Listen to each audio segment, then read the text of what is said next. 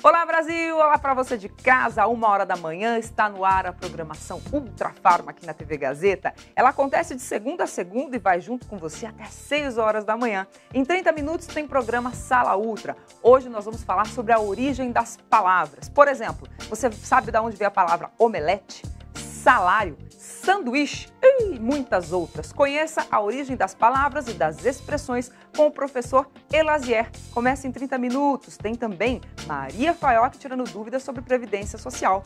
Você não vai perder, né?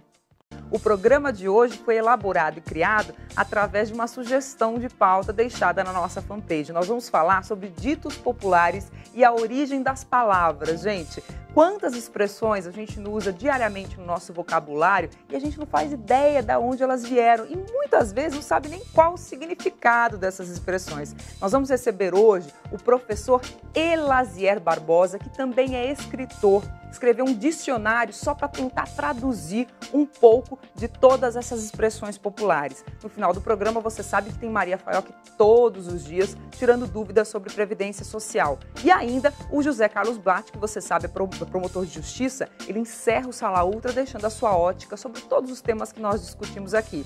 Eu convido agora você a conhecer um pouco mais sobre o tema do programa de hoje. O Brasil é, sem dúvida alguma, um grande caldeirão cultural, onde está misturado gente de todos os lados, com crenças, costumes, religiões e uma cultura tão rica que faz deste país único no mundo no quesito miscigenação.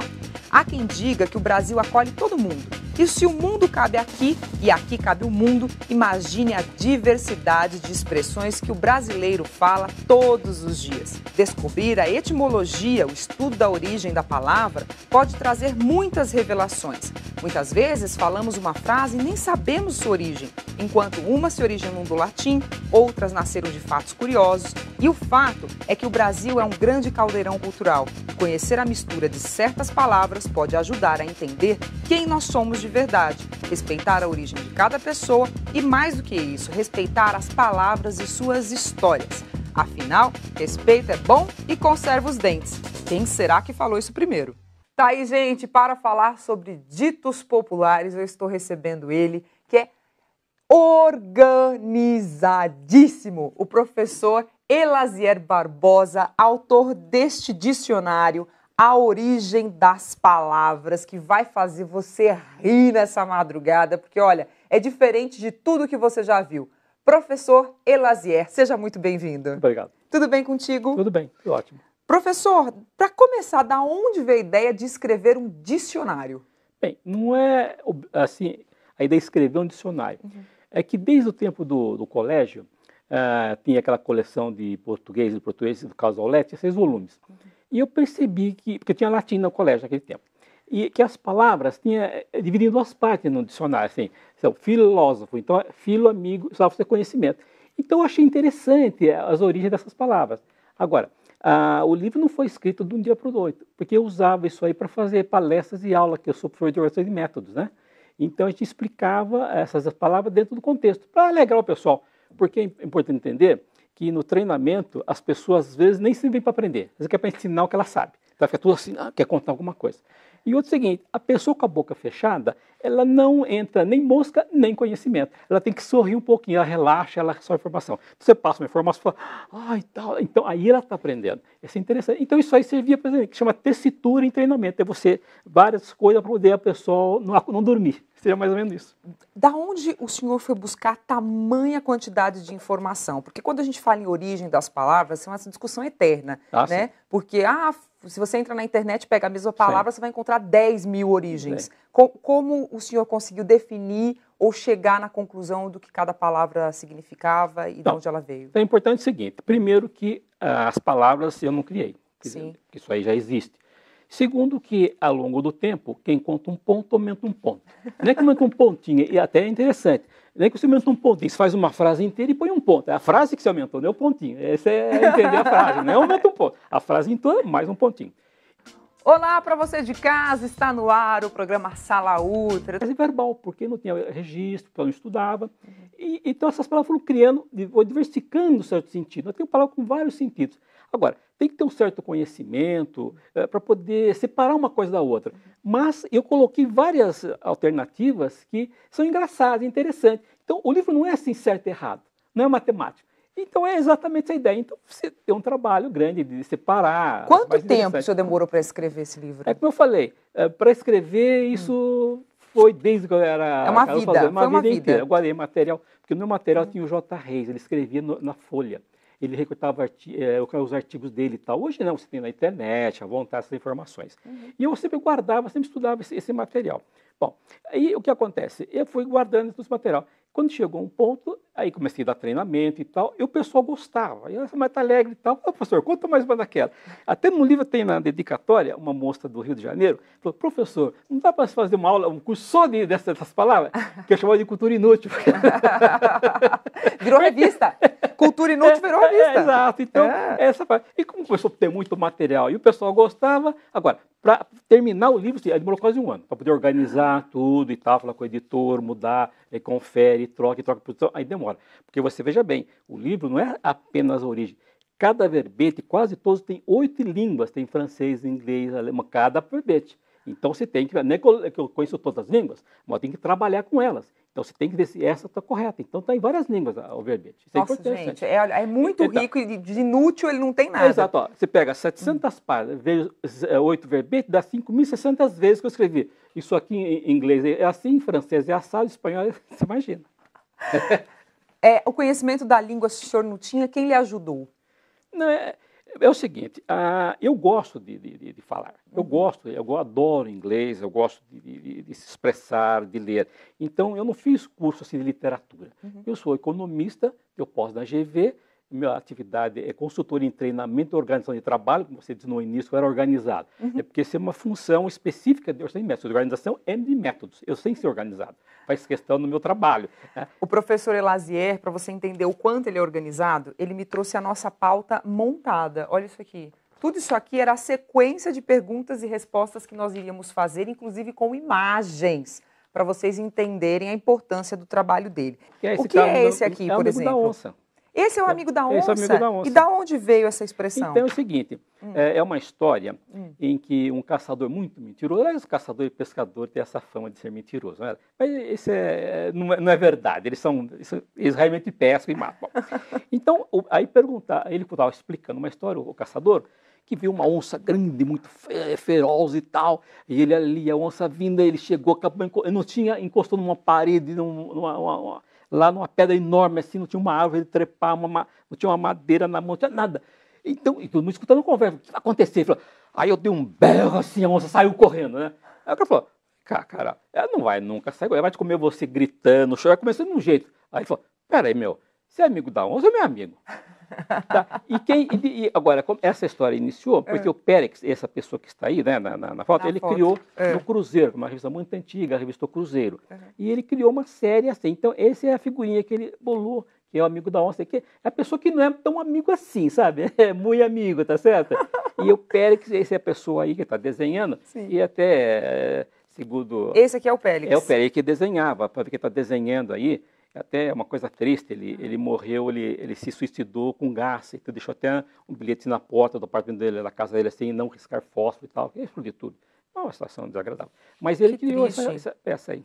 O que é esse aqui, professor? Explica pra gente. Isso aqui são símbolos, são ideogramas japoneses. Então é o seguinte, olha, foi feita uma pesquisa das palavras mais usadas no mundo, tá? Economia e tal, desde o tempo das grandes revoluções e tal. Uma delas chama crise. Então, a China, ele não tem palavra, ele tem ideogramas. Exatamente. Se você for escrever em chinês, tem que ter 250 caracteres básicos, tem 5.000 básicos. Só para desenhar, aprender a desenhar, demora. Então, a datilografia deles não é assim, é 250. Então, então esse ideograma significa crise. É coisa de 2 ideogramas, perigo e oportunidade. E realmente, quando você tem um problema muito sério, você passa a ter um problema. O preço da gasolina está alto da gasolina, o que você faz? Problema. Vou comprar etanol. Então, você percebeu? Sim. Olha, o mercado não está comprando, assim, para cortar grama, aconteceu um caso desse tipo. Então vamos fazer um cárter motorizado, que é os equipamentos, as peças, o motor. Então, cara, você está com limão? faço uma limonada, alguma coisa desse tipo. Tá Ou certo? seja, esses dois ideogramas significam, são usados para dizer palavra crise, mas crise. eles significam individualmente tem que juntar perigo. os dois para dar crise, e os dois significa isso. Olha na internet aqui, quantos milhões que tem no Google. Olha aí. Aproximadamente 101 milhões. Em português, esse em português. Sim. Em inglês tem quase 700 milhões, se você pegar no Google essa palavra. Ela é muito usada, entende, na parte assim de jornalismo e tal, ela é muito usada, né? Que bacana saber que essas duas coisas caminham juntas em chinês. O que é essa foto aqui, então? Aí é o seguinte, o pessoal que trabalha em informática, que todo mundo que usa informática sabe o que é um bug. Meu irmão está com bug. Então, o que é? É um problema. Agora, o que vem a ser? Se pegar o dicionário em inglês, bug é um inseto. Tá? E tem uma pessoa, que é essa Grace Hopper, essa pessoa aí, ela é uma das programadoras do computador Mark III, 1940 e tal. E ela descobriu que, e era muito quente o local, tinha um computador, porque era de válvula. Válvula pra caramba. Quando o computador ligava, a região assim apagava a luz à noite, chacoalhava a luz dessas casas, porque é muito forte, muita luz. E ela descobriu um inseto que estava no relé lá do computador que deu problema. Então ela pegou, tirou esse inseto e ela pôs, olha, essa outra fotografia, está nos Estados Unidos. Então, nos Estados Unidos tem um museu smithsoniano que tem no diário dela esse inseto do tal bug. Então, pessoal de informática, existe um inseto bug de verdade registrado no diário da Grace Hopper. Olha aí, ó. Certo? Que fantástico! Está guardado lá. Agora esse bug, mesmo o Thomas Alva Edison já usava essa palavra bug como um defeito mecânico. Então, quer dizer, tem uma certa relação de defeito mecânico. Sim. E o Thomas Alva Edison nós conhecemos que é um cara brilhante, tá certo? Aliás, de perguntar para ele, puxa, doutor, o senhor errou 1000 vezes para achar aquele filamento da lâmpada, porque ele queimava, né, a lâmpada. Ele falou, não, eu não errei 1000 vezes. Eu descobri 1000 maneiras de não fazer dessa maneira. O cara era fera, viu? Fantástico. O que é esse aqui? É a história do arroba? Então, o arroba, veja a evolução do arroba, como é que ela. Olha, começou com um acento, uma curvatura e chegou na curvatura total. Então, o arroba é um símbolo, tem milênios já esse símbolo. Então, o que acontece? Mesmo agora, na era da informática, estão usando, né, lá o e-mail, arroba. E que era um gado, assim, o desenho significava um boi e tal. Agora, como que ele passou a ser realmente, entrar na internet? Quando esse Tolly Hanson, aí, tá vendo esse Tomlinson? Essa fotografia, ele fez o primeiro e-mail. Agora, quando ele fez o e-mail, que ia confundir muito, ele falou, como é que tu faz? Então ele escreveu um texto, pôs o arroba e tal. Então ele usou o arroba para separar, para dizer, ó, todo e-mail tem uma arroba no meio, correto? Então ele pegou. E o primeiro e-mail dele, ele fez para ele mesmo. Ele estava aqui, fez ali e montou para ele mesmo. Então ele pôs assim, 1, 2, 3, testando. Então o primeiro e-mail tem o nome dele.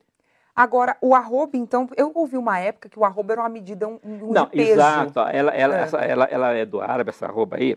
É assim, fica 1/4 de alguma coisa. Exato. E 4 dá 1/5, que é 60 quilos. O arroba tem mais ou menos 15 quilos. Por isso que o saco de cimento tem 60 quilos. Ele tem 4 partes de 15 quilos. Essa é a razão. Ela tem uma relação com peso, tá certo? Mas mesmo se você estudar mais a fundo, assim, a parte da tipografia antiga nos Estados Unidos, a palavra arroba tem assim, pera, arroba, tal, quer dizer, o arroba assim, preço de cada um. Usava essa palavra arroba no pedidinho para dizer que era preço de. E tinha lá na máquina de escrever a palavra arroba, certo? Agora não usa mais, tá? Que bacana, gente. Olha, e os números? O que o senhor trouxe aqui dos números? Do número é uma coisa maravilhosa, eu adoro, sabe, esses negócios. Conta esse aqui. Então, veja bem, tá vendo o número 1? Sim. Ele tem o quê? Um ângulo. Olha, embaixo, olha lá, um ângulo só. Sim, ângulo. Verdade. Olha o 2, tem 2 ângulos. O 3 tem 3. Tem 3. O 4 tem 4. Olha o que o professor está falando aqui, ó. Um ângulo. Aqui, 1, 2 ângulos. 1, 2, 3 ângulos. 1, 2, 3, 4 ângulos. O 5, 1, 2, 3, 4, 5. Que fantástico, eu não sabia dessa. E o 0 não existia. Porque não tinha ângulo. Não, o 0 não existia. O 0 é uma coisa que não tinha receita, não existia o 0 antigamente, tá certo? Então, quando alguém falar alguma coisa, não podia ter o 0. Agora, como o pessoal gosta de mais tudo redondinho, né? Arredondar os números também, né? É verdade? Olha, eu não sabia do ângulo dos números, adorei esse. Interessante. Gente, esse foi apenas o primeiro bloco com o professor Elazieri. Eu tenho que dar uma pausa para dar um recadinho do nosso patrocinador e na volta nós fomos às ruas entender quais eram as dúvidas das pessoas em relação à língua portuguesa e todos esses ditados e expressões que a gente usa no dia a dia. Vale a pena esperar, eu dou um recadinho da outra.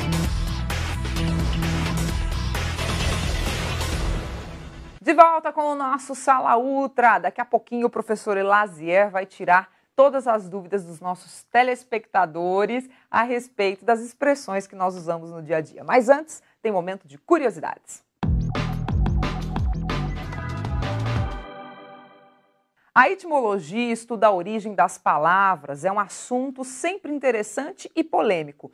É frequente a versão sobre a origem de uma palavra ou de uma expressão desmentida ou contestada. O caso mais famoso é o da palavra forró, que vem da expressão inglesa for all, igual para todos, né? Muitas pessoas falavam, para que é essa festa? For all. E, na verdade, o brasileiro aportuguesou, trouxe a expressão e ficou, para quem que é essa festa? Forró, para todos.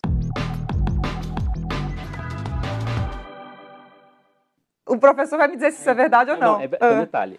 Isso aconteceu lá na Bahia, que tinha os ingleses escolhendo petróleo, tá? Petróleo. E tinha o pessoal mais do nível dos ingleses lá, e tinha o pessoal que trabalhava. E tinha as festinhas. Então, o que acontece? A festinha do pessoal dos peões era para todo mundo. Sim. Era for all. E o inglês falava for all, aí ficou forró, né? E também tem os detalhes. Que tinha uma chave de fenda, chave de boca fica muito grande para virar aqueles parafusão todo, que o inglês fala assim, that big one, aquela grande, né? E como ela ficou, essa é muito grande. Sabe, ela ficou biguana. Pega a biguana lá, ficou a biguana. E também lá perto tinha a placa da Ford, depois no Rio para Ford, ficou placa FON, é placa da Ford. O pessoal vai se ajustando tudo.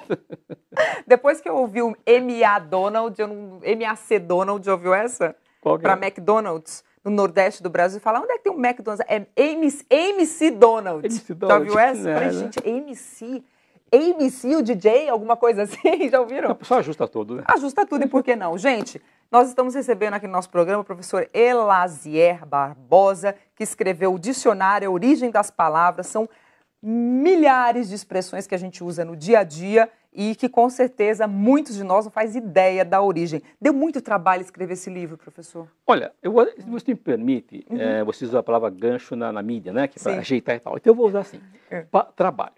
De onde vem a palavra trabalho? Trabalho do latim é tripalho. São três, né? E palho é pauzinho. O que é? É o seguinte, três pauzinhos? Três pauzinhos, como é que funciona? É o seguinte, imagina, é um cabinho com 3 tirinhas e na ponta um pauzinho ou um ferrinho. O pessoal pegava aquilo, batia na estruga de milho, ou da média, para desboar o milho. Bom, só que também, só do romano, já não batia no milho, batia nas costas do escravo, ele trabalhava, então batia lá. Então a palavra trabalho está relacionada com esforço, com sofrimento, tá certo? Então esta que é a ideia. Agora, trabalho, se você analisar desde o tempo dos romanos e tal, trabalho era uma coisa de pobre, rico não trabalhava. Então, no tempo dos romanos, romano não trabalhava. A festa, pintura, aquelas piscinas todas que a gente vê em filme e tal. Quem trabalhava era pobre, porque ou você era escravo, bem. Agora, quem não era escravo e quem não era rico, o que fazia? Ele fazia? Tinha que fazer alguma coisa, não tinha para ficar vivo? Claro. Ele fazia um negócio. Agora, o que é o negócio? É neck, ócio. Ócio é ficar coçando, não fazer nada. Ócio. O neck nega. Tudo que eu não faço. O neck nega o negócio. E o cara fala, o negócio, o cara, ele não tinha condição de não fazer nada. Ele é negociante.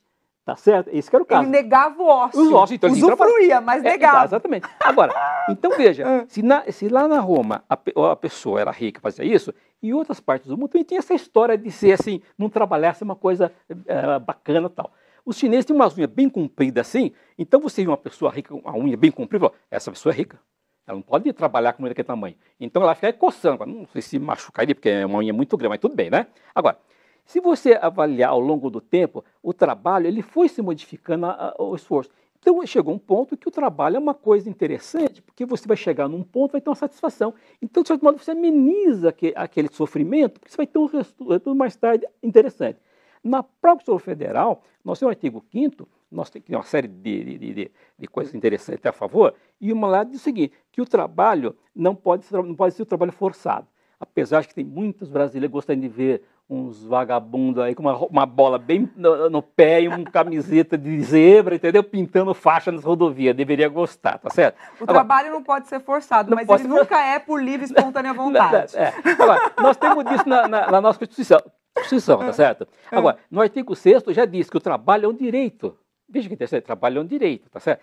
Agora, é que nem votar é um direito, vai ser obrigatório o voto. Então, são coisas que acontecem. Mas, de certo modo, hoje o trabalho modificou, né, a ideia. Então, você se sente bem, então, é direito ao trabalho, você quer ter a sua independência. Qual a origem da palavra direito? É latina, né? É latina, quer dizer, é como se fosse assim, não é o errado, tal. É uma maneira que você tem que seguir uma coisa reta, né? Muito bom. Professor, posso ir lá para as perguntas da rua? Vamos lá, ver o que as pessoas têm para fazer de pergunta? Olha, coloca as perguntas aí. Esse livro aí não tem tudo, não. Eu adoro quando o povo solta a voz. Rodou. Professor, o que significa a palavra omelete? Não. Oxe, ela já tá no almoço dela, pelo jeito. Hein? Da onde vem a palavra omelete? A palavra omelete, ela vem do latim também, né? Então, omelete vem de lâmina, que ele é chatinho mesmo, né? Lâmina, omelete é uma lâmina e tal. Então, o que acontece? Tem uma historinha a respeito. Napoleão estava lá na França, tá, com a tropa dele toda, e numa cidadezinha, Bessières, foi descansar. E o pessoal gostava dele e tal, porque é um herói nacional. Nós falamos de herói, ele está de um herói. Aí fizeram um omelete para o Napoleão. Ele adorou o omelete. Puxa, aí falou, não daria fazer para a tropa toda? Veja só, e para a tropa dar omelete para todo mundo. O pessoal se reuniu e fez o omelete para ele. Foi uma festa. Sabe o que aconteceu? Essa situação virou uma festa nacional naquela região. É mesmo? É como hoje, não tem o bolo aqui que eles fazem aqui da Santa... Felipe, me chama. Eu lembro o nome aqui, é um bolo gigante que fazem aqui. Como é que é? Eu sei que... Qual que é? Da festa da Quirupita? Quirupita, então. Festa da Quirupita. E lá é da omelete. Então, omelete para os pobres e tal, todo mundo come omelete. E nos Estados Unidos, em Abbeville, também levaram essa ideia para lá em Los Angeles. Então, é um omelete de 5.000 ovos. No meu livro tem um link que você pode ver. Todo mundo muda o desenho. Até eu vou lá para ver, muda o desenho, né? É de Los Angeles. E fantástico! Então tem um dia para preparar o omelete e todo mundo tira uma casquinha. Para os pobres, então dá para os pobres lá o omelete, uma ideia dessa. Então eu falei, porque eu vi que é em Los Angeles, se me permite, Los Angeles é um pedaço da palavra só. É Santa Maria de Los Angeles, é desse tamanho o nome. Los Angeles é interessante a palavra, é enorme a palavra. Nossa, tem essa tradução do seu livro também. Tem, sim. Gente, é muito assunto, né? Agora essa história da festa da Quirupita, eu não sabia que aqui no Brasil serviam também. Na Austrália... Tem do bolo, né? Tem uma festa como essa para o dia da independência do país. Eles fecham uma ponte inteira, de ponta a ponta, e aí tem um bolo gigante que todo mundo que passa pela ponte leva um pedacinho ainda dentro do carro. E agora os transeuntes também fazem parte dessas festas. Adorei. É interessante essas festas, une o povo e tal. Eu acho o seguinte... Onde há comida, a gente. Né? Porque, veja bem, a população precisa ter alguma coisa diferente. Né? Mesmo no tempo dos romanos, o que eles faziam? Você dá o pão e uma festa lá, né? E aí isso fazia aqueles... o que era o Coliseu, né? Era um show de terror e muito pão e água, né? Vamos a mais uma pergunta, professor? Vamos lá. Professor, o que significa a origem da palavra salário? Ai, meu Deus, depende, filho. Do meu, a origem é negativa. É o seu chefe, a sua empresa que dá a origem do seu salário. Significa ausência, tô brincando. Então veja, salário, estou pensando em dinheiro, sabe? Sim. Separando rapidamente, ó. Quando o advogado, depois é honorários. Quando é do soldado, é soldo. Quando é do funcionário, é salário. É separada, o uso é diferente. Eu não sabia que soldado tinha um outro nome. Soldo. É soldo. Quando é honorários, é advogado. Né? E salário é nosso, né? Que estamos trabalhando aí, tá certo? Então, no tempo dos romanos, não tinha dinheiro. Tá? Então, o que acontecia? O sal era raro. O sal o sal em si era raro. Até o açúcar, a gente conta uma história, é raro. Então, o soldado romano recebia um pouco de sal como pagamento, tá certo? E o que ele fazia aquele sal? Ele trocava por outras coisas. Tá? E aí, aos poucos, a palavra o sal teve a ver com valor, com dinheiro. Tanto é que em inglês é salary, é também dessa maneira, certo? E que eu falo do açúcar também. E no casamento antigo na Europa, o cara recebia uma caixinha de ouro com um pouco de açúcar dentro, era coisa raríssima. Em inglês é salt.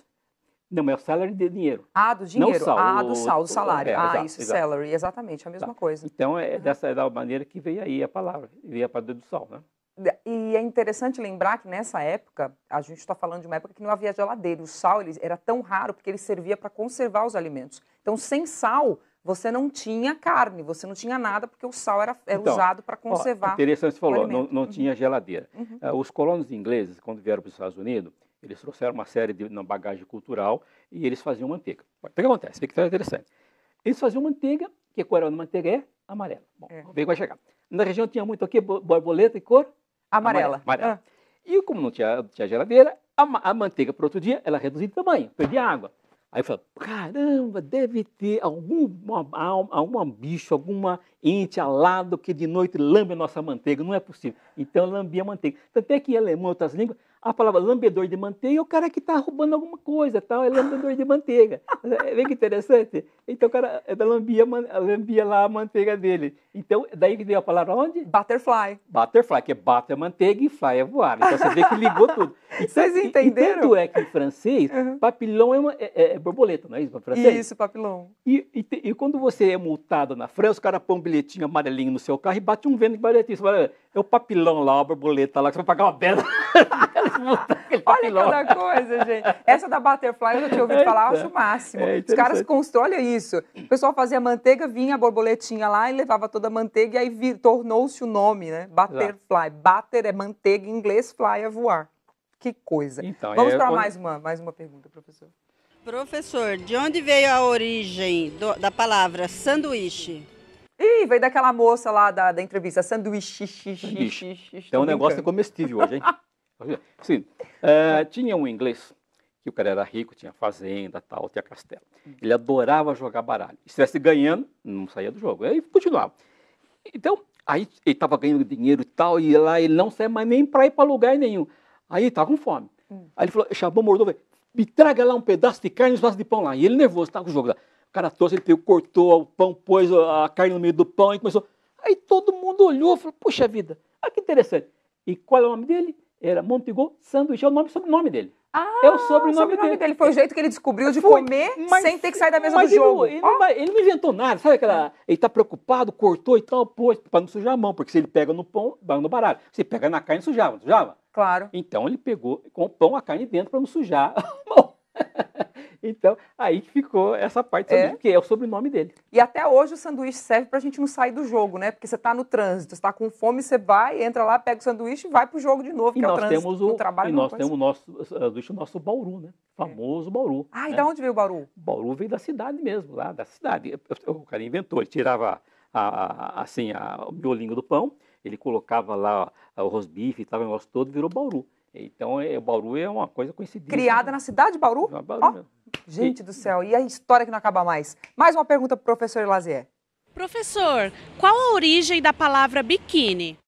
E a outra já quer ir pra praia. Quer ir pra praia, hein? Tá chovendo, hein? Tá chovendo. A filha foi pra praia agora e está chovendo. Bom, é o seguinte, eu vou fazer várias colocações para chegarmos lá. Biquíni inicialmente não é a peça em si. Biquíni é o atol de Biquíni. A Ilhas Marshall tem lá uma região de ilha e tal, né? Ilhas Marshall, e tem o atol de Biquíni. Por quê? Porque os americanos, antes de soltar a bomba em Nagasaki e Hiroshima, lá para matar os japoneses, eles tinham que fazer um teste com a bomba primeiro. Fez em Osasco também, né? Mas é menor. E lá eles fizeram um teste com a bomba atômica lá em Biquíni. Então explodiu. Biquíni é uma cidade, gente. Tal é cidade. Não é isso? Biquíni é um atol, é uma ilha.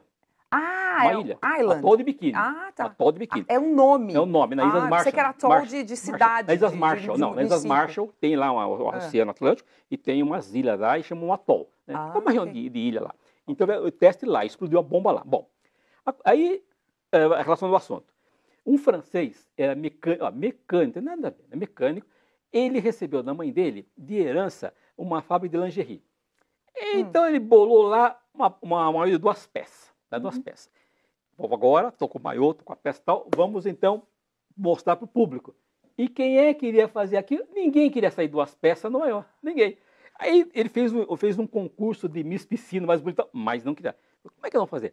Mas ele tinha uma amiga de dar uma boate que fazia striptease e tal, quisesse, não tem problema, né? Aí então convenceu, né? Convenceu. Aí ela foi numa piscina pública mostrar. Bom, aí ela tinha lá um biquíni de bolinha com mensagem de jornal no biquíni dela e tal, e ela passeou na piscina pública. Então foi uma bomba atômica. Essa é a ideia do negócio. Explodiu, o biquíni foi tão bomba atômica. Então, agora, veja que interessante. Biquíni, quem não sabia que ele de atol, pensa que bi é 2, não é isso? Sim. Aí teve uma outra pessoa que fez o quê? O monokini, que é só assim, o topless. Só que ele fez isso, aí pensando no bi, mas não tem nada a ver. Biquíni é o É a rola aí. região. É a região. Mas ele fez mono, pensando, lá é 2, eu vou fazer o de 1. Biquíni. Agora, Então a palavra surgiu de uma região exato. que se chamava Biquíni, onde foi lançada a primeira fábrica, que era uma Exato. fábrica de lingerie e virou fábrica de Exato. biquíni. E o cara usou lá o mono porque pensando que era 2, eu vou fazer de 1. Agora, essa parte de biquíni, a Leila Diniz usou biquíni grávida na praia aqui. Nossa, foi um rumor pra caramba lá. E a Brigitte Bardot é a ídolo dos biquíni na época dela, Brigitte Bardot, né? Ah, ela arrasava, né? Eu falei assim, goodbye em inglês, né? Então, God go with you. Deus vá com você. Começou a cortar, acho que arrancou uns pedaços, coitado de Deus, sobrou quase nada. Ficou só goodbye. Então, ficou... Vostra Mercedes, vós BC, deu você. E o pessoal vai cortando, porque é uma simplificação, né? Sim. Aqui nós simplificamos tudo. O brasileiro também simplifica Não, mas o tudo. inglês também faz. Ah, faz Lá na muito. Austrália o pessoal falava Faz. good day. É. Falava good day? O que é good day? Eles colocavam G, apóstrofe day, para falar good day, bom dia. Simplifica tudo. É. A gente vê na Good day. a gente vê na internet o pessoal como escreve, mas cortam tudo. Quer dizer, só os... Não pode ser neófito na internet, você não consegue ler o que a pessoa está escrevendo. Ah, é verdade, tem que estar atualizado, tem né? que tá- Outra língua, é outro dicionário, professor. É outro departamento. Mais uma pergunta, vamos ver o que vem. Professor, mas o que quer dizer chegar de mão abanando? É chegar sem presente, meu filho. Não é isso, professor? Não é não. É o seguinte, quando os italianos vieram para o Brasil, porque o Brasil sim, precisou de muita gente, sabe? Então vieram do Japão, veio também da Itália. Mas o pessoal gostaria que a pessoa viesse da Itália com as ferramentas para trabalhar aqui. Agora, o cara que não traz ferramenta não está muito afim de trabalhar, né? Eles laboraram não é verdade? Então ele veio com a mão abanando, quer dizer, ele não está afim de trabalhar. Então ele deveria vir ferramenta, ele não veio com ferramenta, tá certo? Essa que é a ideia de mãos abanando, o cara não veio com a ferramenta. Então assim, pô meu, você veio aqui de mãos abanando? Quer dizer, o cara não trouxe um currículo, não trouxe uma coisa, não trouxe nada, só cara e a coragem. Então ele veio de mão abanando, essa que é a ideia. Não veio para não fazer nada. Para fazer nada, né? Mais uma, professor, tá ficando bom isso. Solta. Professor, o que significa chegar com a corda toda? Chegar com a corda toda. Mas tu não tava com a corda toda, né, mulher? Ela perguntou o que significa chegar com a corda toda. Da onde veio essa expressão? Não, se você tem, eu não sei a origem, tá? Eu sou do Alexandre. Se você tem um disparador, você dá a corda nele. Você está com a corda toda dada, ele vai continuar para frente. Essa que é a ideia geral. Agora, falando em corda, você já viu o monumento Empurra lá do Ibirapuera? Não. Nunca viu? Não tem o Ibirapuera lá? Sim. Não tem monumento, tem uns cavalos, os caras puxando assim do bergerê? Sim. Pode olhar que todo mundo está puxando e a corda está bamba. Chama empurra, porque ninguém está puxando coisa nenhuma. Porque puxar não está puxando, a corda lá, chama empurra, e a corda está tudo bamba lá, e os caras lá empurrando. Eu prestei atenção nisso. Eu passo lá, eu não aguento, eu tenho que ver e dar risada, tá certo? É o empurra, o famoso empurra. Gente, o monumento do Ibirapuera, eu vou tá aí, ó, agora você tá vendo aí. Todo mundo, fala aí da mulherinha, a corda está bem assim, bamba lá, tentando empurrar, porque ninguém está puxando nada. É o empurra, ficou conhecido, ó. Olha, tem que ser muito observador para escrever um livro. Vamos falar, né? Dá tempo para mais uma? A última, vamos lá. A voz do povo é a voz de Deus. O que é que significa? Então, menina, eu quero ver se funciona, mas tudo bem. Então, veja. Você fala, a voz do povo é a voz de Deus. Então, significa, se o povo é de Deus e o povo falou através de Deus. Então, os juízes, os padres falam através de Deus, tá certo? E ele é um ser humano. Então fica aquele envolvimento que está sendo falado, todo mundo está aceitando, é o que Deus está pedindo para ser feito. Mas seria essa a ideia, tá certo? Tá certo. Dá tempo para mais um? Dá tempo, né? Rodou. Professor, o que significa Santinha do Pauco? Que a minha família tem mania de me chamar assim. Mas é porque eles não sabiam a origem da palavra, por isso que não chamou você dessa forma, né? E se você fosse minha filha, como eu chamo de filhotinha, aí já seria tal. Mas é uma palavra feia, professor? Não, é bonito. A história é bacana, Então né? vai. Então veja, no tempo aqui em Minas Gerais, da Rio do Ouro e tal, que Portugal levou muito ouro nosso. Sabe que Portugal teve um terremoto lá e precisou de dinheiro. Nós aqui refizemos nova de Portugal com dinheiro aqui de Minas Gerais. Então o pessoal queria escapar lá, porque tinha a cobrança do ouro, o dízimo, aquele negócio todo. Então como é que se fazia para salvar? Porque o pessoal verificava se você tinha isso e aquilo. Mas a igreja sempre tem aquele esquema de ser meio ilesa, desses negócios todos. O que ela fazia? Ela levava o santinho, né, uma santa, cavocava buraco de madeira, era oca, do pau, e punha o ouro lá dentro. Passava com ouro. Essa que é a ideia. Era o esconderijo do ouro. ouro. Então Era é uma a história santinha bonitinha. Bonitinha. É a santinha do pau oco, porque lá dentro tinha ouro. Né? Ou mesmo você dava com santinha, ia roubar um santo seu, lá dentro tem ouro, porque é oco. Essa que é a ideia. Então pode chamar de santinha do pau oco, senão que ela esconde os segredinhos dela muito bem, é isso. Exato, talvez seja isso. Dá tempo para mais? Tá tão gostoso? Vamos lá, tem mais perguntas pro professor. Eu já ouvi falar bicho de 7 cabeças. O que significa? Essa aí a mamãe usava para assustar você. Essa estica bastante. Você tem que comprar. É o seguinte, o que é esse bicho? Esse bicho é a hidra de Lerna. Hidra de Lerna. Que tem 7 cabeças, né? Então, é da mitologia. É que Hércules matou. O Hércules teve 12 trabalhos. Um deles foi matar essa hidra de Lerna. Tudo feito à mão, matar à mão. Tem as 7 cabeças. Ele matou, ela tinha 7 cabeças, matou. Por isso que escolheram o Brad Pitt para ser o Hércules. Então. Tinha que ser um homem muito grande, lindo, né? Desculpa, professor, foi um momento menino agora. Quarto lindo, grande, estou concordando, esse detalhe, eu não participo dessa parte. Bom, então é o seguinte, ainda porque é um bicho de 7 cabeças, porque como é que você domina 7 cabeças? É complicado, não é verdade? Sim. Então um serviço complicado é de 7 cabeças. Agora, o Hércules teve 12 trabalhos, então ele matou essa hidra, ele matou nos cavalos e comia gente, ele matou também. Ele conseguiu recuperar o cinto que era de uma outra deusa, ele conseguiu recuperar. Ele conseguiu, tinha uma cocheira lá, uma região cheia de estrume de cavalo, a altura de metro, era de um rei. Então ele falou, você tem que limpar também isso aí. Ele pegou, abriu o rio, fez o rio entrar, o rio limpou todo lá, tá? Tinha uma corça muito rápida também, ele conseguiu pegar essa corça. Então, quer dizer, ele fez 12 trabalhos. Então, um deles foi matar a Hidra de Lerna, que é um bicho de 7 cabeças. E é um trabalho com certeza muito difícil, então quando as pessoas se referem a esse tema, querem dizer, olha, é um bicho de 7 cabeças, é muito trabalho. Se você falar para alguém assim, pô, mas isso aqui está pior que os 12 trabalhos de Hércules, também está dizendo que são 12 trabalhos difíceis de ser refeitos. Certo? Ai, gente, uma expressão nova, bem mais chique, exato, né? Tem mais tempo, não? Dá mais um? A última, vai. Que eu sempre ouvi falar, você viu o passarinho verde? Eu queria saber o que significa você ver o passarinho verde. Depende se é casado? Tô brincando. Então é o seguinte, ó. Você imagina uma moça bonitinha e tal, e arranjou um cara também lá para namorar a menina. Só que o pai dela não gosta disso. É isso, todos os pais, sabe? Eu vim passar essa fase, depois a gente aceita. Demora para cair a ficha, às vezes fica pendurada, hein? Tá? Mas tudo bem. Então o que acontece? Como eles iam se relacionar? A história diz que o fulano, então, ele treinava um periquitinho verde e punha a mensagem no biquinho dele, então ele voava e ia até lá para levar a mensagem de amor para a menina, tá certo? Então, quando ela via o periquitinho verde, ela estava alegre. Então, boas notícias. Você viu hoje o periquitinho verde. Porque, né, viu, ou seja, leu o bilhetinho que o periquitinho trouxe. Essa é a ideia, mais ou menos. Não estou vendo nem periquitinho verde ultimamente. Não. Professor. Meu Deus, estou precisando de periquitinho verde em casa com bilhetinho. Saudade. Insiste que a gente acredita, né? Professor Elasier Barbosa escreveu o dicionário A Origem das Palavras. Foram anos de trabalho de história para chegar na origem de palavras e expressões. Essa do boicote é hilária, tá aqui, ó.